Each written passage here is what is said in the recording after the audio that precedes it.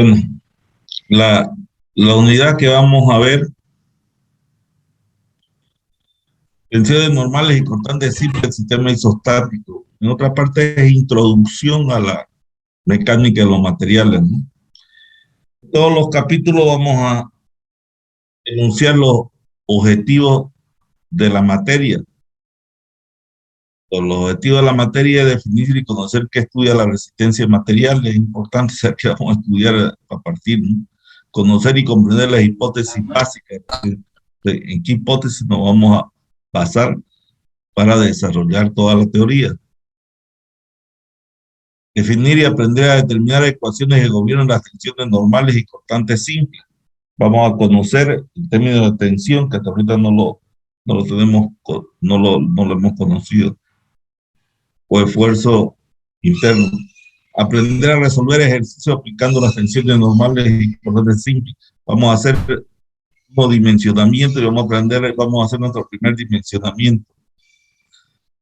Cuando nosotros estudiábamos isostática, estudiábamos el mismo sólido, pero este no es el mismo sólido. El sólido que estudiamos en isostática es un sólido rígido, indeformable. Al ser indeformable, este sólido tenía la capacidad de poder transmitir sus cargas de un lado al otro sin problema en su interior. Esa es la ventaja. En cambio, ahora el sólido que vamos a estudiar es un sólido rígido, pero es deformable. O sea, ya no puede transmitir la carga como le da la gana, ya depende de dos aspectos importantes, de su sección, el tamaño de su sección y el material del sólido.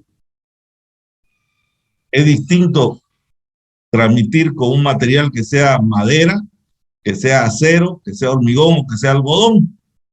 Si yo tengo la misma sección, tengo un montón de fuerza y tengo la misma sección de algodón, seguramente que el algodón no va a resistir, se va a romper. Y si es de acero, seguro que va a resistir.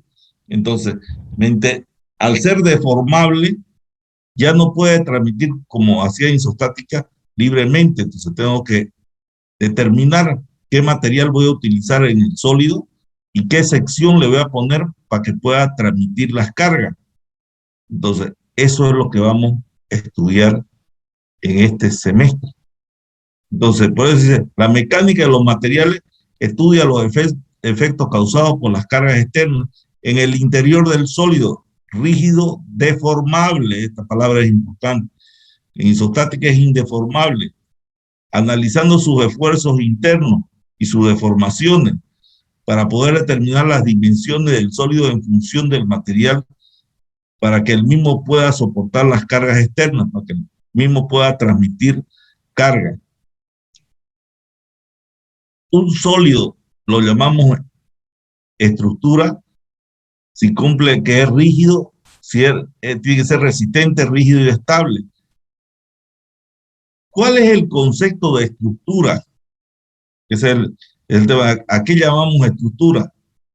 O sea, nosotros llamamos estructura a todo elemento o sólido que pueda transmitir carga. A eso es lo que llamamos nosotros estructura. Por ejemplo, aquí tenemos flujo de carga de una estructura. Esta es una losa y mediante esta losa, su sección tiene que ser capaz de transmitir carga hacia las vigas.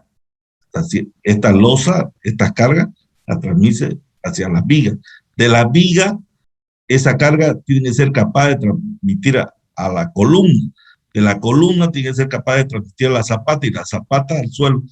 Todo, losa, viga, columna, zapata, suelo, son estructuras, son elementos estructurales.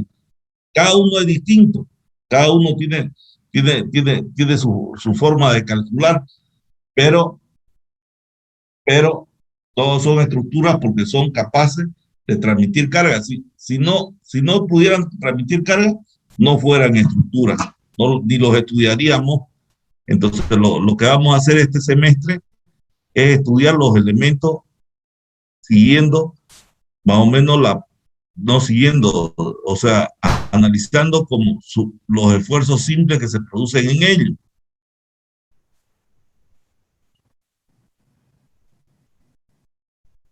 nosotros,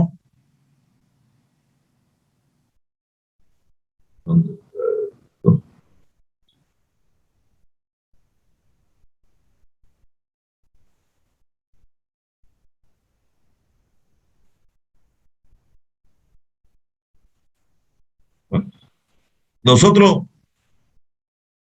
las fuerzas en el interior del elemento que vamos a estudiar, el capítulo 1, 2 y 3, vamos a estudiar fuerzas normales, secciones normales. Entonces, si yo tengo una sección acá, esta fuerza, si este es su eje, va a ser normal a la sección, se llaman fuerzas normales. Puede ser tracción cuando está saliendo, cuando está jalando, y puede ser compresión cuando está apretando, ¿no? Entonces esta es tracción y esta es compresión. Esto vamos a ver en el capítulo 1, 2 y 3. Después vamos a ver en esos 3 capítulos el corte también. Mi sección es esta, este es su eje, y también esta fuerza, fíjense, siempre están, la sección que estoy estudiando es normal a mi eje, y está cortando esta sección, pues se llama corte. Entonces, capítulo 1, 2 y 3 vamos a estudiar esto. En el capítulo 1 vamos a estudiar tensiones, capítulo 2 vamos a estudiar deformaciones, y en el capítulo 3 vamos a estudiar sistemas hiperestáticos, ya no isostáticos, vamos a empezar a estudiar el sistema hiperestático. El capítulo 4 es torsión, lo mismo. Vamos a analizar qué pasa cuando tuerzo esa sección.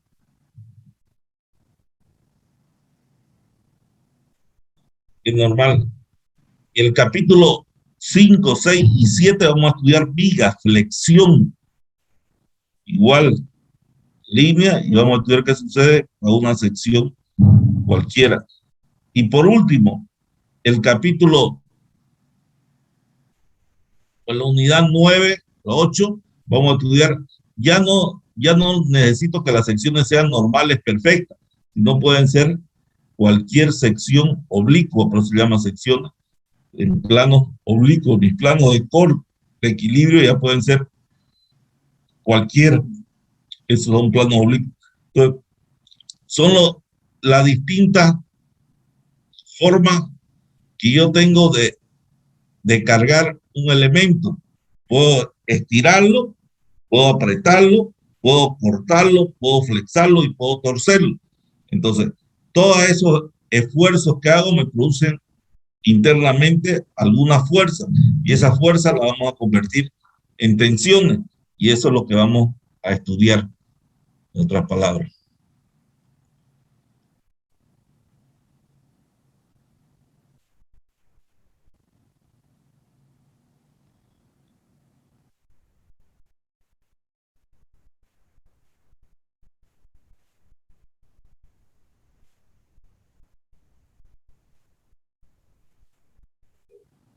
Entonces, para que una estructura, para que una estructura podamos estudiarla, para que sea elemento estructural, tiene que tener la capacidad de resistir, la capacidad de tener rigidez y la capacidad de tener estabilidad. ¿Qué es la resistencia?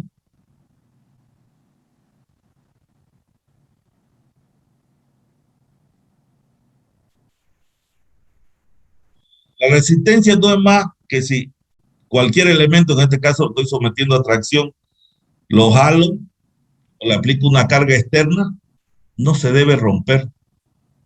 La resistencia es la capacidad de, de cualquier sección de no romperse. Esa es la resistencia. No me tengo que romperlo. La primera condición para hacer estructura o para hacer elemento de estructura es que no se rompa.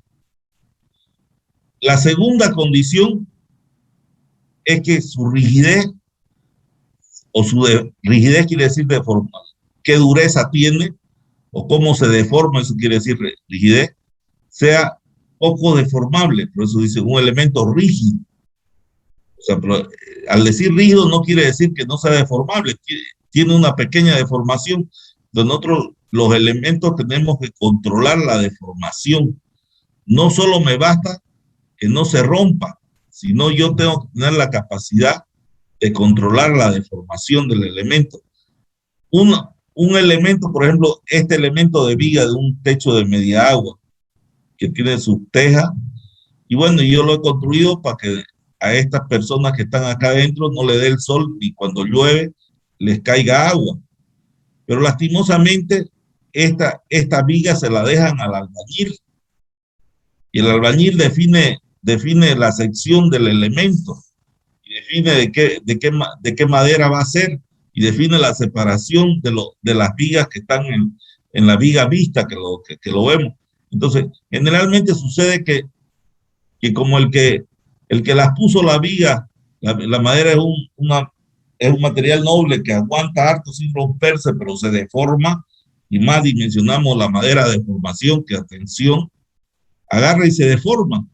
Al deformarse, a tener más que pequeñas deformaciones, ya medianas deformaciones, como estas tejas son de cerámica, son realmente vidriosas, entonces frágiles. Entonces se produce una fisura. Cuando llueve, el agua se entra por esa fisura. ¿Y qué hace normalmente la gente? Compra reciclar y la cura la fisura, ¿no? Eso dura un año y al otro año vuelta va a entrar, porque el problema no son las tejas, aunque las cambien las tejas, el problema es la viga se está deformando y al deformarse la viga produce fisuras entonces nosotros tenemos que garantizar que este elemento no se deforme. O sea, cuando está bien dimensionado una media agua, un techo de media agua, pueden pasar 1000 años y las tejas se plantan y se quebran porque las plantas les crecen y no se quebran, no tengo problema de gotera. Pero si yo lo dejo que la viga se deforme un poquito, ya comienzan a haber fisuras en las tejas. Para que esta viga funcione tiene que ser poco deformable, no tiene que tener grandes deformaciones. Nosotros no podemos permitir grandes deformaciones. Entonces, la viga, por eso dice, una viga es un sólido rígido, deformable, porque se deforma, siempre se deforma, pequeñas deformaciones. Y ya van a ir viendo las materias de adelante, metálica, madera, hormigón, cuánto es lo permitido que se deforme. Una sección no solo de una estructura, no solo se define por lo que aguanta, sin romperse, sino se define por su deformación, porque yo no puedo permitir que una viga se deforme como me da la gana, yo tengo que controlarlo. Entonces, un elemento para hacer estructura tiene que ser resistente, tiene que ser rígido y tiene que ser estable. O sea, cualquier elemento que tenga su lapicero, si ustedes lo tiran al suelo, van a ver que ese lapicero no se ha deformado ni se ha roto. Sigue su dimensión del elemento, es igual, pero ese lapicero, si ustedes lo paran en una mesa, va a ser un material que se va a volcar, como se le aplica una carga horizontal, este, este elemento se vuelca, ¿no? Es inestable, o es esta viga con apoyo móvil, le aplico una fuerza, seguro que se va a mover. Entonces, si bien es cierto que esta es una estructura que no se rompe ni se deforma el elemento, pero sí no es estable. Si yo necesito que mi elemento sea estable, entonces no debe volcarse, no debe desplazarse, tiene que ser mi momento estable. Por eso son los sistemas isostáticos. Nosotros tenemos tres clases de sistemas. El sistema hipostático, que no es estable, por eso nos interesa estudiarlo, no lo dimensionamos. El sistema isostático, que ese sistema ya es estable, que nosotros, ese sí, lo dimensionamos y lo aprendemos, y el sistema hiperestático, que el sistema hiperestático lo único que hace es controlar mejor la deformación, y por eso es el sistema último que al final nosotros es el que ocupamos.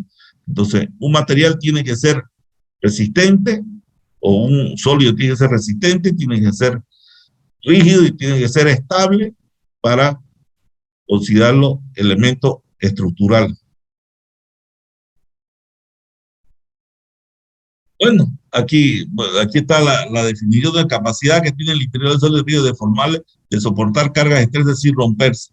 Capacidad que tiene el interior del sólido rígido deformable de poder soportar pequeñas deformidades sin fallar o comprometer a la función para la cual fue diseñada el sólido.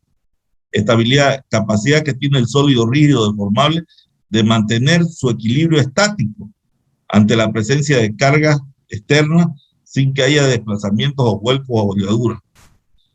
Entonces, con, con ese concepto es que vamos a empezar a marcar la cancha, vamos a empezar a definir las hipótesis básicas de los materiales. Yo, como esta teoría, la teoría de la elasticidad, es para cualquier material, puede ser madera, puede ser hormigón, puede ser acero, puede ser aluminio, puede ser bronce, puede ser oro, puede ser... La teoría sirve para cualquier material, es una teoría general.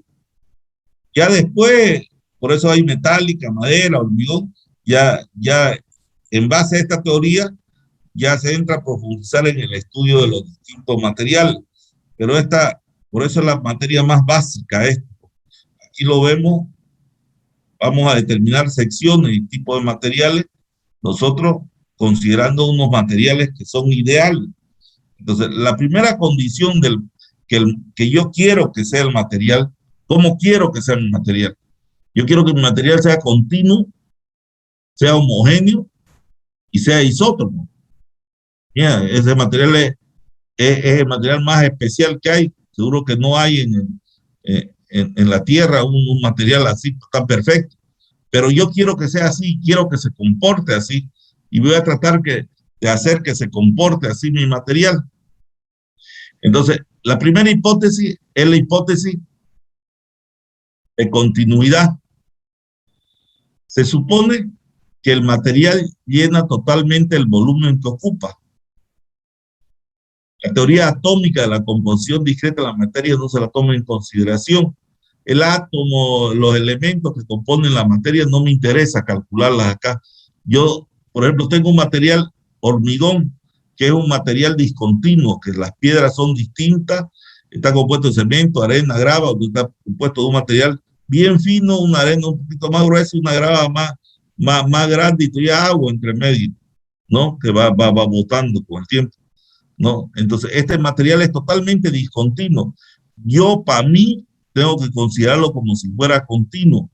Y lo que me interesa a mí es suponer que es continuo y me interesa saber cuánto resiste y cómo se deforma. Son las dos cosas que me interesa saber. A mí, si yo sé esas dos cosas, yo puedo controlar este material. No tengo problema. Ya, entonces yo tengo que suponer que es totalmente continuo el material, como si fuera una masa total, ¿no? Donde no hay imperfecciones. Tengo que suponer eso para poder calcular. Pero además, quiere que mi material sea homogéneo. Si yo extraigo dos testigos de esta parte de la viga y de la otra parte de la viga, estos dos elementos tienen todas sus propiedades físicas y mecánicas de estos elementos, tienen que ser iguales, porque mi material no puede ser distinto, no puede variar, porque tenía que hacer una teoría para esta sección, otra teoría para esta sección y otra teoría para esta sección, dependiendo del tipo de material. Entonces, yo tengo que suponer que el material es totalmente homogéneo, o sea, que en todas partes que yo extraiga unos testigos son iguales, tanto en las propiedades físicas como en mecánicas. Lo que quiere decir propiedades físicas, olor, color, peso.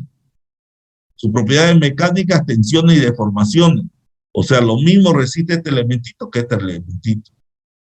Y si pongo un tercer elemento, tiene que resistir lo mismo, porque es un mismo elemento. Entonces no puede resistir más ni menos. Entonces tiene todo, y tiene que deformarse, también tiene que tener la capacidad de deformarse igual, ¿no? Entonces, eso es homogéneo. Pero no le basta a la teoría, es tan especial mi material que no le basta que sea continuo, que sea homogéneo, también quiere que sea isótropo. ¿Y qué es la isotropía? Es, se supone que si yo extraigo un material 1, ya no 2, 1, ese cubito en todas sus direcciones, sus propiedades son iguales, en todas sus propiedades físicas y mecánicas son iguales. Ya no me basta que sea entre este y este igual, ya quiero que este material en todos sus sentidos sea igual también, sus propiedades físicas y mecánicas sean iguales en todos sus sentidos. Entonces, por eso es la hipótesis de isotropía. Entonces, si yo jalo en esta dirección, tiene que aguantar lo mismo que si jalo en esta otra dirección, o sea, tracción o compresión. Pues, el acero material isótropo, ¿no?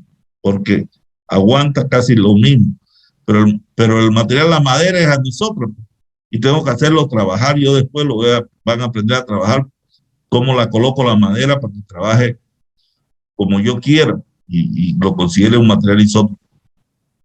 Y es otro tema, y es madera, lo van a ver.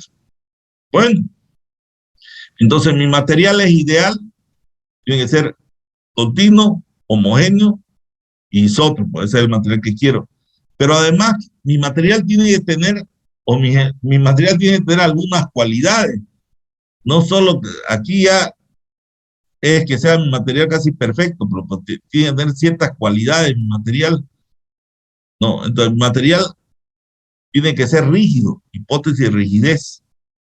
Entonces, ¿qué, qué dijimos que era rigidez? Eran pequeñas deformaciones.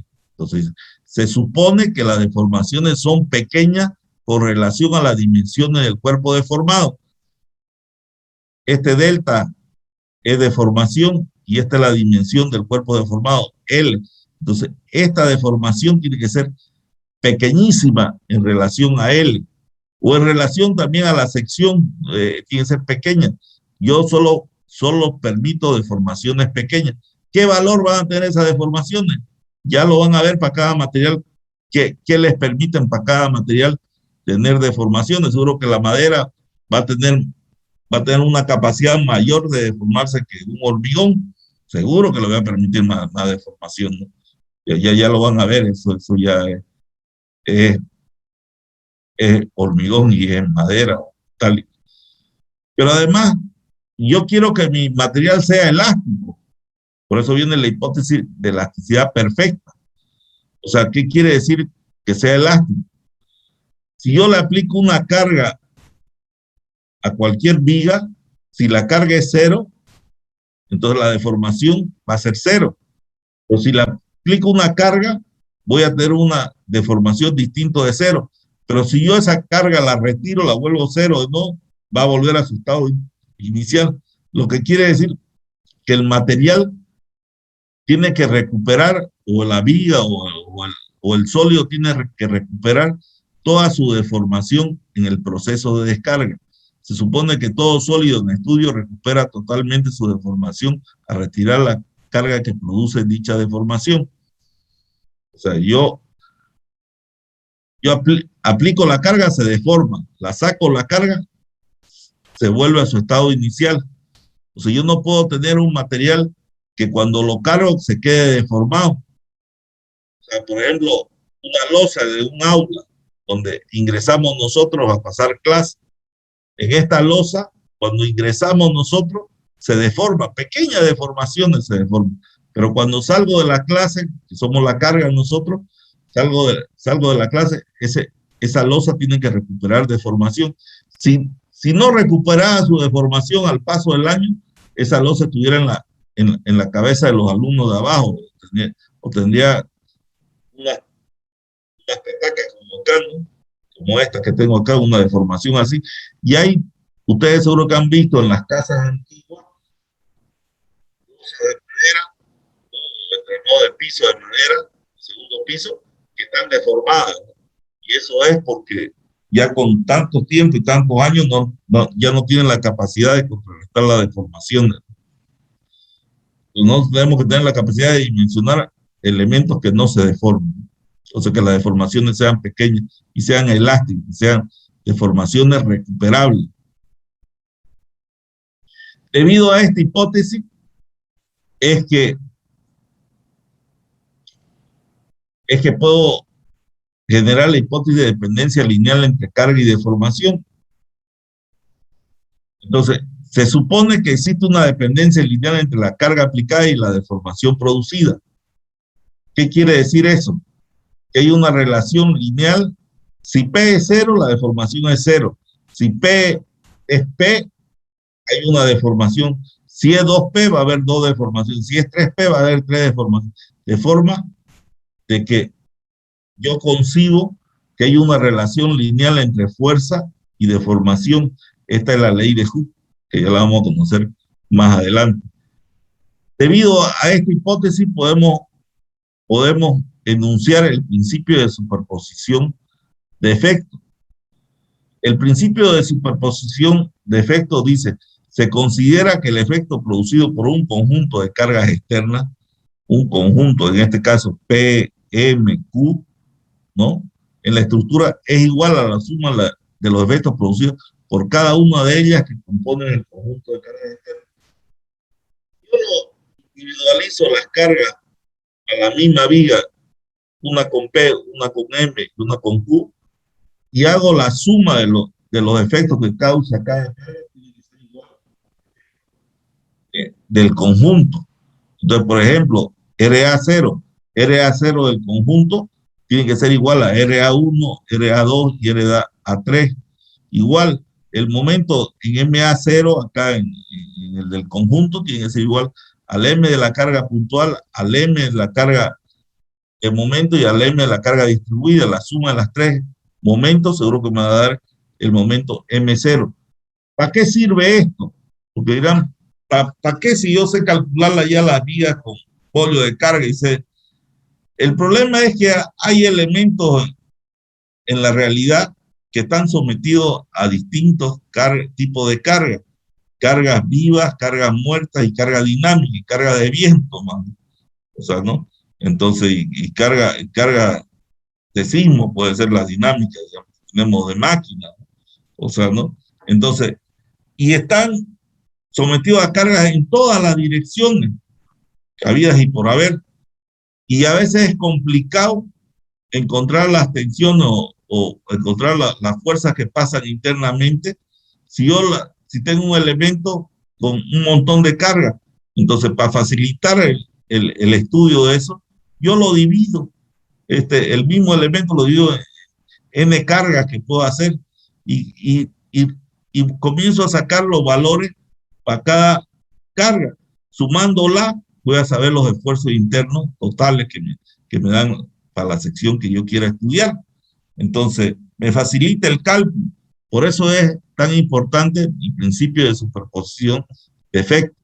Es importantísimo saberlo y saberlo manejar y saber cuándo lo voy a manejar. Bueno, hay dos hipótesis importantes que vienen: la hipótesis de Bernoulli y la hipótesis de Saint-Venant. Estas hipótesis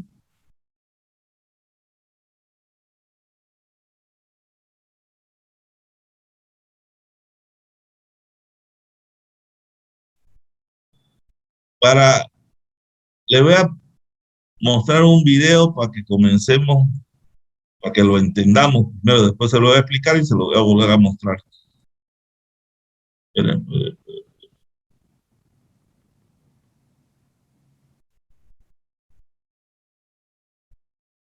Compartir sonido.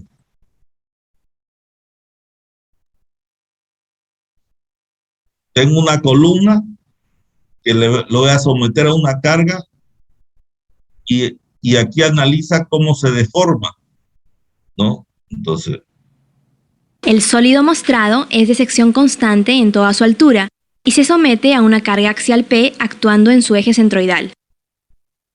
Al aplicar P en una rebanada cercana al punto de aplicación de la fuerza, las deformaciones no son uniformes, encontrándose valores mayores en la zona central de la sección. Sin embargo, a medida que tomamos rebanadas más alejadas de la carga, las deformaciones se hacen más uniformes. Ya que los esfuerzos son proporcionales a las deformaciones, en las rebanadas cercanas a la carga, la distribución de esfuerzos no es uniforme, notándose esfuerzos mayores en las zonas cercanas al eje centroidal. A medida que las rebanadas se alejan de la carga aplicada, los esfuerzos se hacen prácticamente constantes en toda la sección transversal. Si al mismo sólido ahora le colocamos una plancha rígida en la parte superior y aplicamos P en su eje centroidal, observaremos que la deformación se hace uniforme en todo el elemento, y por consiguiente la distribución de esfuerzos en cualquier sección transversal será también uniforme e igual al cociente entre la carga P y el área de sección transversal A. Consecuentemente, la deformación será también constante e igual al cociente entre el esfuerzo y el módulo de elasticidad del material. Como en realidad las cargas no son puntuales sino distribuidas y las deformaciones son uniformes cuando están alejadas de ellas, se puede asumir que si una fuerza normal P está aplicada en el eje centroidal de un elemento de sección cualquiera, los esfuerzos y las deformaciones son constantes e iguales a las expresiones antes indicadas.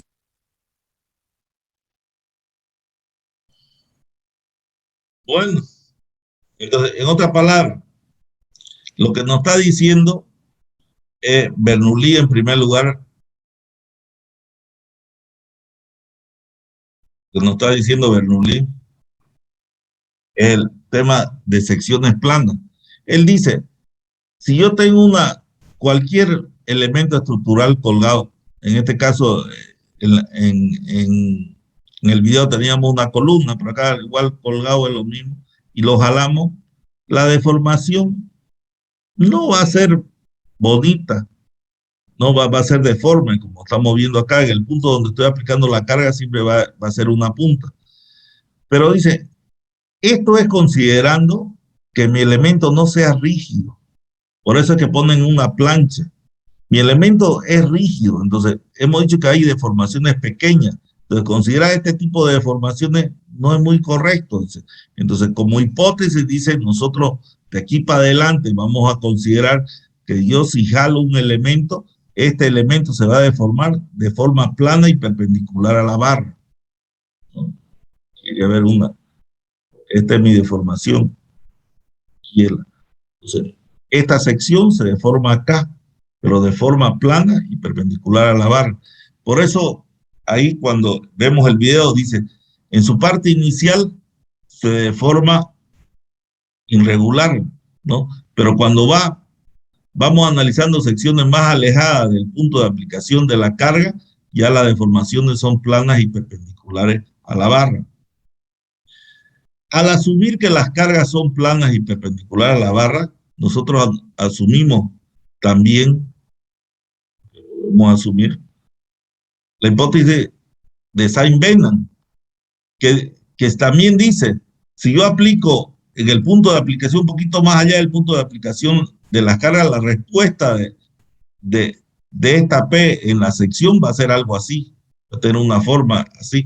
Pero como estamos suponiendo que es rígida y estamos validando la hipótesis de Bernoulli, que las secciones son planas y perpendiculares, nosotros, esto es lo real, pero esta es la hipótesis. La hipótesis nosotros que vamos a considerar es que las cargas se distribuyen en toda la sección uniformemente repartida. Entonces son las dos hipótesis que tenemos importantes. Entonces la primera, se supone que las secciones planas trazadas perpendiculares al eje de la barra, alejadas un poco del punto de aplicación de la carga en el proceso de deformación, se mantienen planas y perpendiculares a dicho eje, como visto ahorita, ¿no? Y Saint-Venant se supone que al aplicar una carga en una sección plana y perpendicular al eje de la barra, la respuesta en la otra sección un poco alejada al punto de aplicación de la carga es una carga uniformemente repartida, como la que vemos en la hipótesis. Esa es la importancia, y con él, asumiendo que las deformaciones son planas y la distribución de las fuerzas son uniformes, es que podemos calcular o determinar las ecuaciones de deformación y las ecuaciones de tensiones o esfuerzos internos que vamos a ver ahora. Bueno, veámoslo de nuevo ahora, ya que lo hemos explicado, es más fácil entenderle a este video. El sólido mostrado es de sección constante en toda su altura y se somete a una carga axial P actuando en su eje centroidal. Al aplicar P en una rebanada cercana al punto de aplicación de la fuerza, las deformaciones no son uniformes, encontrándose valores mayores en la zona central de la sección. Sin embargo, a medida que tomamos rebanadas más alejadas de la carga, las deformaciones se hacen más uniformes. Ya que los esfuerzos son proporcionales a las deformaciones, en las rebanadas cercanas a la carga, la distribución de esfuerzos no es uniforme, notándose esfuerzos mayores en las zonas cercanas al eje centroidal.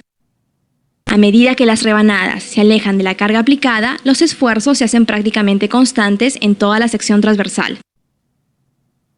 Si al mismo sólido ahora le colocamos una plancha rígida en la parte superior y aplicamos P en su eje centroidal, observaremos que la deformación se hace uniforme en todo el elemento, y por consiguiente la distribución de esfuerzos en cualquier sección transversal será también uniforme e igual al cociente entre la carga P y el área de sección transversal A. Consecuentemente, la deformación será también constante e igual al cociente entre el esfuerzo y el módulo de elasticidad del material. Como en realidad las cargas no son puntuales sino distribuidas y las deformaciones son uniformes cuando están alejadas de ellas, se puede asumir que si una fuerza normal P está aplicada en el eje centroidal de un elemento de sección cualquiera, los esfuerzos y las deformaciones son constantes e iguales a las expresiones antes indicadas. Bueno,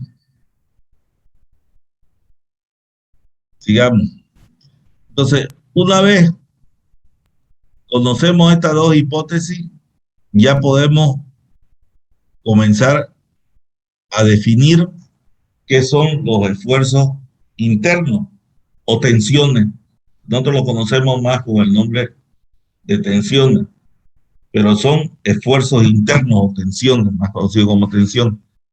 Entonces, supongamos un elemento igual colgado, una barra cualquiera, que lo sometemos a una fuerza normal, a su sección, a cualquier sección perpendicular al eje. Si nosotros aplicamos la teoría o la hipótesis de Sainz-Venant y cortamos esta sección, seguramente supondremos que la distribución de esta n se produce un montón de d de n, de cargas uniformemente repartidas. Si nosotros sacamos un elemento diferencial, tenemos que esta fuerza es d de n. Para que esta fuerza pueda transmitir carga, necesariamente esta sección no tiene que romperse. Entonces, la tensión o el esfuerzo interno va a ser al esfuerzo interno que tenga la capacidad de esta sección de no romperse. Entonces, d de n va a ser igual a sigma por d de a perpendicular. Entonces, si integramos nosotros y suponemos que este sigma, que en este caso es esfuerzo normal, no produce rotura, va a poder transferir carga. Entonces, si yo hago de 0 a n el integral y de 0 a a, voy a tener n sigma a por a perpendicular, donde la tensión es igual a la normal por el área perpendicular a la sección. ¿Ya? Entonces, la tensión normal es la fuerza aplicada en una sección normal a ella. Entonces, es la capacidad que tiene este diferencial de no romperse en una determinada área. Esa es la tensión. En este caso es normal porque es normal a ese elemento diferencial. En cambio, el cortante, la sección ya no es normal, pero sigue la misma teoría. La sección de este perno que aguanta para que transfiera esta carga a este otro lado es transversal, ¿no? Entonces, si yo corto este elemento, en este elemento se tiene que distribuir la carga uniformemente repartida, pero en este caso transversal a la sección. Entonces, ¿qué va a hacer la fuerza P? Va a ser igual a la tensión o al esfuerzo interno capaz de soportar una determinada área, en este caso el área es transversal a la fuerza, ¿no? Entonces, si integramos, llegamos a la conclusión que tau es P por A, en este caso, transversal o paralela. En este caso, la sección es normal. Esa es la única diferencia que hay. ¿Y cuál es la importancia del concepto de tensión y el concepto de tensión? Es que este es un valor que lo puedo conseguir de laboratorio, haciendo un ensayo. Puedo conseguir cuánto aguanta mi elemento sin romperse. En una determinada área. Entonces yo voy a tener para cada material, voy a tener cuánto resiste, ¿no? Resiste a fuerzas normales y resiste a fuerzas cortantes. Entonces, a, a, a ese valor que yo le voy a poner, que yo considero que resiste, lo voy a conocer como tensión admisible. Entonces, es un valor que yo conozco. Yo conozco N, entonces lo único que me falta es determinar la sección necesaria para que pueda resistir. Entonces, yo voy a poder dimensionar, ¿no? Entonces, ese es el tema. Por eso es la importancia del concepto de tensión, porque este es un valor que yo lo saco de laboratorio, este es un valor que lo saco de las cargas externas o de las cargas que están trabajando internamente en la sección que voy a calcular, y este es el área que necesito yo para que se pueda, para que pueda resistir. Entonces yo tengo la capacidad ya del material que es dato, tengo la capacidad de las cargas externas o las cargas que están actuando en la sección, que es dato que puedo conseguir. Entonces mi única incógnita es el área, y entonces con el área ya puedo determinar la dimensión de mi sección que voy a tener. ¿Ya? Entonces, veamos nuestro primer dimensionamiento, y es sencillo. Tenemos un ventilador de esos que están en el aula, que está compuesto de las aspas, un fuste y un pasador allá arriba en la viga, para que no se caiga el ventilador cuando da vuelta, ¿no? Nos dan la tensión admisible del fuste, que es 1200, que como conocida del material, y la tensión cortante. En este caso, la tensión cortante, porque el material es el mismo de los dos, 460 kilogramos centímetro cuadrado, 1200 kilogramos centímetro cuadrado. Y no, y de alguna forma nosotros hemos podido calcular que el ventilador, este ventilador genera a este fuste y a este pasador 180 kilos. Ahorita no vamos a poder analizar, deberíamos analizar el peso del ventilador, más lo que se mueve, más un valor que se mueve, más o menos 180 kilos. Podría ser menos, pero hemos puesto cualquier valor ahí, supongamos 180 kilos.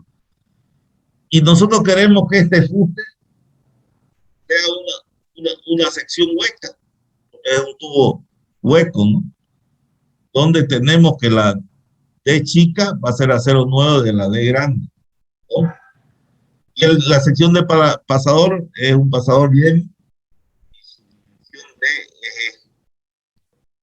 Nos piden las dimensiones de la sección de fuste y la sección de pasador. Bueno, si yo corto en si yo sé que esto pesa 180, es una carga de acá 180 kilos, ¿no? Para poder dimensionar este fuste tengo que saber qué carga está pasando acá cuando corta, cuánto vale esa carga. Entonces, eso es lo que hago. Si yo sé que aquí es 180, yo corto acá y quiero saber cuánto es. En este caso, porque el problema es facilito, yo sé que va a ser 180 también. No puede ser otro valor, porque mis sistemas siempre tienen que estar en equilibrio. Entonces, si hago sumatoria de verticales igual a 0, voy a tener que la fuerza interna que está trabajando en esta sección vale 180. ¿No? Entonces, ese es el primer dato que tengo, que este N vale 180. El área de una sección hueca El área perpendicular va a ser pi por d grande menos d chica al cuadrado dividido entre 4. Si yo que es 0,9 de d, 0,9 de d, y tengo que este es el área perpendicular. Sigma admisible es igual a n, que es 180, por a perpendicular, que es pi por 0,19 por d cuadrado. Entonces tengo que despejar d, despejo d, y tengo mi primer dimensionamiento del fuste. He realizado el primer dimensionamiento.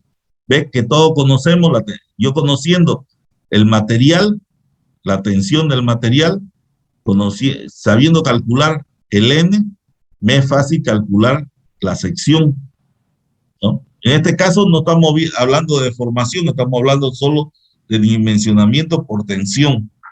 Y he calculado, he realizado mi primer dimensionamiento. Lo mismo pasa para el pasador. Yo ya sé que este fuste aguanta 180 grados, 180 grados, 180 kilos. Entonces, aquí tiene que venirse 180 kilos, tiene que soportar el pasador. Entonces, yo cuando jalo los 180 kilos, tengo dos secciones que están oponiéndose a que se corte. Dos secciones de corte. Aquí yo tenía en este ejercicio una sección de corte nada más. Fíjense, cuando cortaba, la que resistía en el perno era una sola sección de corte. En este caso, cuando yo jalo, tengo dos secciones resistentes. Por eso es que en esta fórmula P sobre A aparece el 2 son dos secciones resistentes. La P sigue siendo 180, no cambia. El área ya es pi por E al cuadrado sobre 4. Reemplazo, entonces este 2 significa dos secciones de corte, reemplazo y voy a tener E, despejo E, tengo el diámetro del pasador necesario para poder soportar la tensión cortante. No sé si tienen alguna pregunta al ejercicio.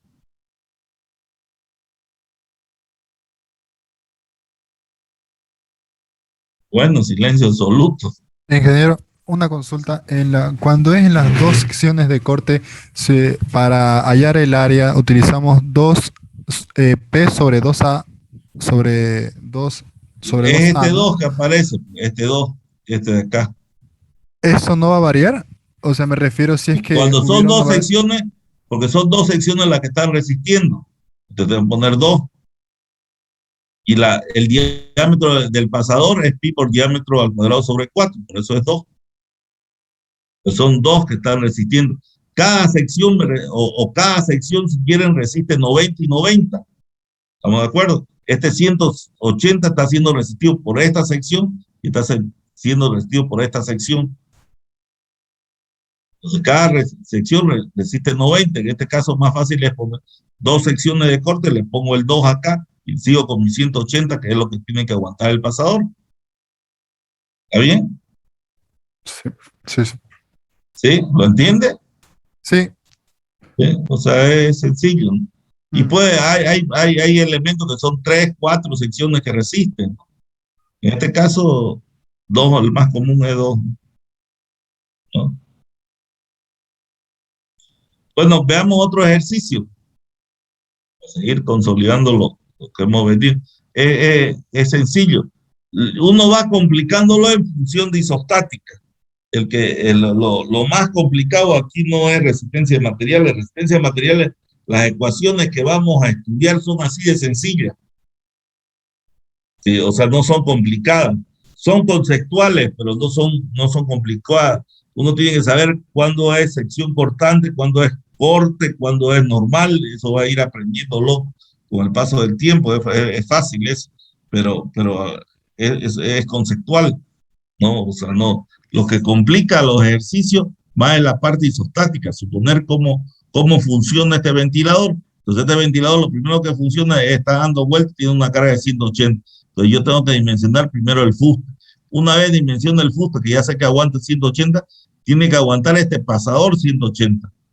Si yo lo estoy jalando, se está cortando en dos partes, dos secciones.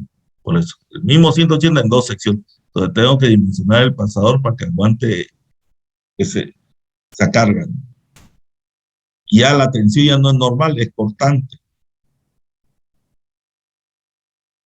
Bueno, aquí tenemos una columna, la consideramos una columna gorda que no produce pandeo, porque después ustedes van a estudiar en resistencia 2 o mecánica 2, van a estudiar pandeo, ya van a ver que si yo pongo cargas puntuales, estas columnas tienen que tener ciertas propiedades para que no se pandeen. Nosotros suponemos acá que no se pandea, ¿ya? Y su tensión admisible es de un mismo material, su tensión admisible es 1200, pero la sección de arriba es circular y la sección de abajo es cuadrada. Y quieren que dimensionemos la sección 1 y la sección 2, ¿no? Entonces, yo siempre tengo que saber qué fuerza está actuando en esta sección, ¿no? Entonces, yo tengo que cortar en 1. Si yo, para dimensionar la sección 1 circular y para dimensionar la sección 2, tengo que cortar en 2 para dimensionar y saber qué valor está trabajando en el interior del elemento. La única ecuación para saber qué es sumatoria de verticales, o sea, no sumatoria de fuerza, es muy sencillo. Entonces, la primera, hago sumatoria de fuerza, si esto es 5000, seguramente que acá no va a poder, para que este sistema esté en equilibrio, tiene que ser 5000. Sabemos que la tensión admisible es 1200, sabemos que es circular, entonces, que es pi diámetro al cuadrado sobre 4, y sabemos que el n va a ser 5000, y este era P 5000, esto va a ser 5000 para que esté en equilibrio. Vuelta, aplicamos esta fórmula sencilla. Sigma sabemos cuánto vale, N sabemos cuánto vale, A sabemos cuál es la ecuación, despejamos D y vamos a tener una sección circular de 2.30 para que pueda resistir esta carga de 5000. Pero también quiero la sección 2. Cuando corto la sección 2, ya hay dos fuerzas, no hay solo una. Viene la de 5000 y viene la de 20000. Entonces, si hago sumatoria de fuerza, voy a tener que la carga N2 no es 20, sino es 25, de la suma de estas dos fuerzas, porque estoy cortando acá, y el sistema tiene que estar en equilibrio. Entonces, N2 es 25.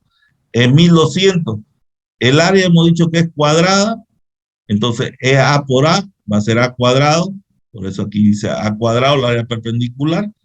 Igual copiamos la fórmula, área igual a N sobre sigma admisible, despejamos A y va a tener que A es 4.56 y he dimensionado esta sección cuadrada y esta sección circular.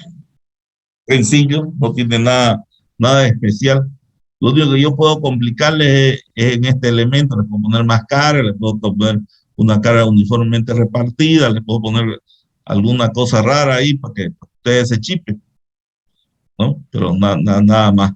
Pero el concepto de aplicar la ecuación sin a esta Michi es básica la ecuación, no tiene mayor discusión. Aquí tratamos de explicar qué es cuando un elemento está sometido a una sola sección de corte y un elemento cuando está sometida a dos secciones de corte. Nada más nos piden, tenemos tres piezas que las unimos, como hemos visto. Los pernos son del mismo diámetro, 1 centímetro, y lo que quieren saber es a qué tensión trabaja cada perno. En este caso, tengo dos secciones que están trabajando. En este caso, tengo una sección. Tenemos que aplicar primero para el perno 2, tengo una sola sección de corte. Entonces, K es P sobre A. P es 1000, la que está jalando, y la sección que está trabajando es A2, es pi por D cuadrado sobre 4. Despejando, vamos a tener que la tensión es 1273 kilogramos, la que trabaja la sección 2. Pero para la una ya están trabajando dos secciones. Entonces, seguro que tiene que ser la mitad. No hay otra forma. Entonces, acá están trabajando dos secciones. Entonces, A2 es 2A paralela. Eso queda, ¿no? A2 es pi por diámetro al cuadrado sobre 4 por 2, ¿no? Y faltó el 2 hasta. Faltó porque la paralela aquí faltó 2, ¿no?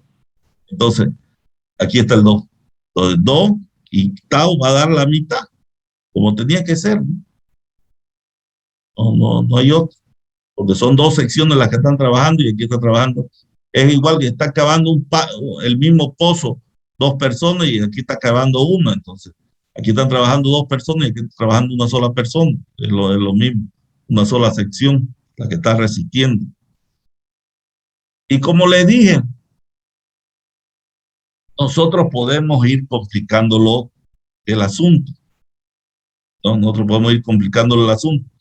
Por ejemplo, este ejercicio, ya la complejidad, o sea, se complica, es lo mismo, me pide dimensionar las barras 1, 2 y el pasador, me pide dimensionar, me dan las tensiones admisibles de los materiales, ¿no? Me dan las cargas que están sobre un elemento rígido que está agarrado de un pasador y un elemento, unas barras elásticas que me hacen que no se venga verticalmente porque si no rotaría, ¿no? Y me piden hallar, dimensionar el pasador y dimensionar las barras elásticas. Y esta chapa se considera una chapa rígida. Lo primero que tengo que saber, y ahí es donde uno comienza cuando está aprendiendo a complicarse, es saber interpretar la figura.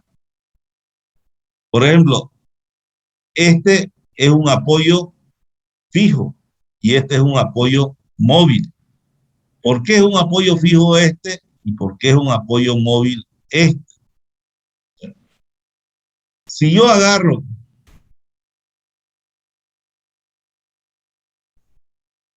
Si yo por un ratingo supongo que no existen estas dos barras, voy a tener esa barra rígida que está acá, que está agarrada por un elemento así, y aquí tiene un pasador o perno. Si yo aplico cualquier carga a esto, y esto es un pasador o un perno, esta barra va a tratar de girar. Entonces, este apoyo no me deja que se desplace horizontalmente, no me deja que se desplace verticalmente, pero sí me permite giro. Entonces, eso representa un apoyo fijo. Eso pongo acá un apoyo fijo. Entonces, ¿qué sucede si nos olvidamos un poquito de este apoyo? Y vuelta.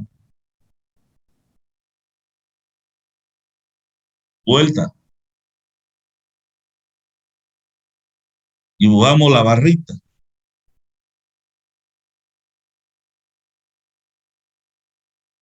Pero ahora esa barrita la agarro por dos cablecitos acá,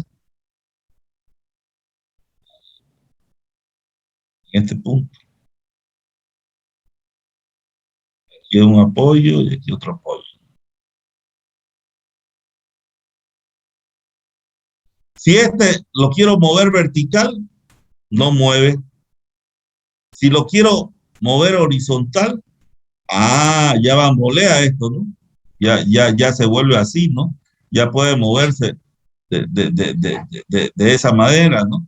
Puede moverse, ¿no? De un lado al otro puede moverse, ¿no? Si quiero ponerle una fuerza acá, este elemento también puede girar.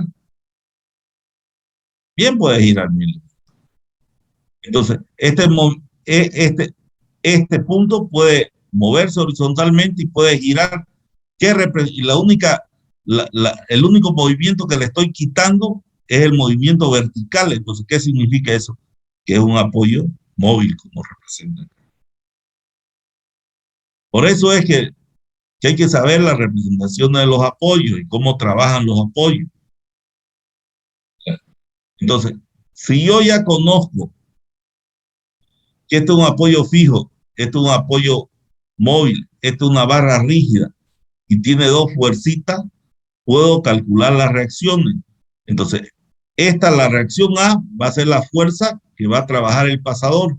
Y la reacción BC, va a ser la fuerza que va a trabajar en estas dos barras, ¿no?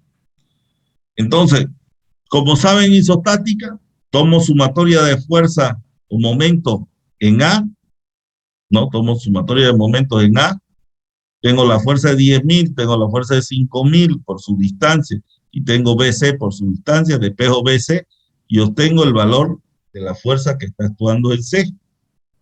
Hago sumatoria de verticales y obtengo el valor de la fuerza que está actuando en el pasador, en A. Entonces, ya tengo las fuerzas que están actuando en los dos. Entonces, ahora voy a dimensionar las barras elásticas. Entonces, esta fuerza que era reacción, porque aquí es reacción, porque el cálculo de reacción se vuelve acción, entonces va a valer 10.000 para abajo. Si yo corto en 1 y en 2, reemplazo por dos fuercitas, N1, N2, vuelvo a hacer sumatoria de verticales y sumatoria de horizontales y obtengo N1 y obtengo N2. Entonces obtengo la fuerza normal que está pasando por 2 y la fuerza normal que está pasando por 1, ¿no? Una vez obtenida la fuerza, ya puedo aplicar esta fórmula que es muy sencilla, que es la misma que veníamos aplicando. N sobre tensión admisible. Sé que el área va a ser pi por d cuadrado sobre 4, porque es circular. Despejo el diámetro y obtengo el diámetro para el elemento 1 y para el elemento 2. De forma sencilla, ¿no? Por eso le decía, lo que va complicando es isostática, saber encontrar las fuerzas que están trabajando en la barra. Entonces, en el pasador sé que está trabajando la fuerza BA, que es 5.000. Está trabajando ahí BA, que es 5.000. Tengo dos secciones de corte. Dos, por eso le pongo 2. Lo mismo. Dos secciones de corte, despejo D y encuentro 2.52. Porque son dos secciones de corte que están trabajando. Con eso obtengo la dimensión del pasador y la dimensión de la barra elástica. No sé si tienen alguna consulta.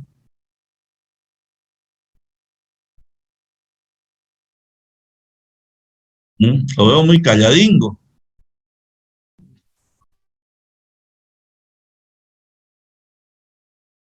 ¿De qué? ¿Qué quiere?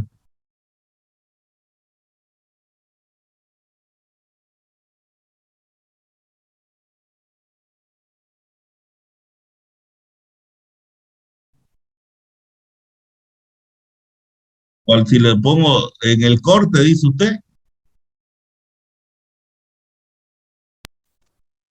A ver, no sé. Igual acá hay dos secciones. Es lo mismo, dos secciones. Lo que quiere decir que esta fuerza 2 está soportada por dos secciones. Está soportada esta sección va a soportar 2.500 y esta va a soportar 2.500. Es lo mismo que poner dos secciones. Es lo mismo. Igual el ejercicio 1, el ejemplo 4 es idéntico. Acá en el ejercicio 1, igual son dos secciones de corte. Está soportando el pasador, está soportando dos secciones de corte. Está cortando acá en dos secciones. Son las que están soportando. Es lo mismo. ¿Ya? Eso es lo que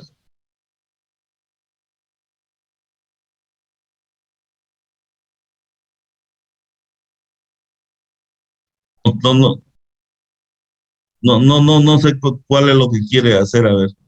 Si quiere hacer primero el corte y después el fuste, puede hacerlo, es independiente. Yo sé que va a transmitir 180, puedo hacerlo independiente. Primero puedo hacer uno y después otro, sí, está bien. Igual, primero puedo calcular el de acá y después el de acá, y da lo mismo, eso no importa. Eso es lo indistinto.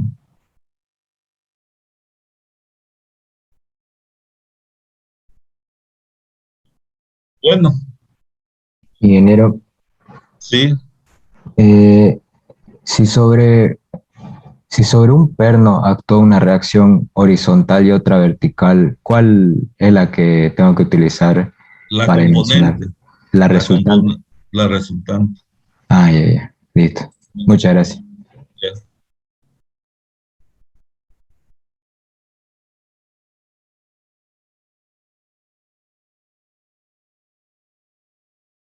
¿Qué más hay?